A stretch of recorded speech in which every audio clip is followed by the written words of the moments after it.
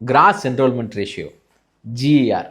அப்படின்னா 17லேருந்து 25 வயசுக்குள்ள இளைஞர்கள் வந்து ஸ்கூல் முடிச்சுட்டு காலேஜ் சேர்றாங்க இல்லையா, அந்த ரேஷியோ சொல்கிறது தான் ஜிஆர்.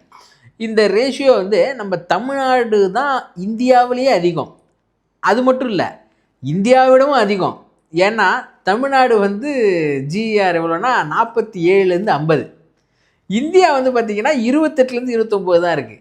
இதில் ஆச்சரியப்படுறதுக்கு ஒரு விஷயம் இல்லை. காரணம் என்னென்னா, திமுக ஆட்சி காலத்தில் வந்து கல்விக்கு வந்து ரொம்ப அதிகமாக முக்கியத்துவம் கொடுத்துட்டு வந்துக்கிட்டே இருந்தாங்க.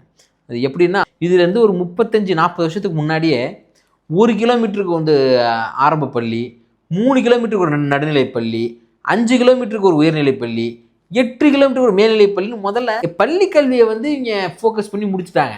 அதுக்கப்புறம் பார்த்திங்கன்னா உயர்கல்வி அவ்வளோ காலேஜஸ், அதாவது 67க்கு அப்புறம் 70ஸ்க்கு அப்புறம் தமிழ்நாட்டில் வந்து பார்த்திங்கன்னா அவ்வளோ காலேஜஸ், உயர்கல்வி கொடுத்த காலேஜஸ் வந்து அவ்வளோ உருவாக்குறாரு கலைஞர்.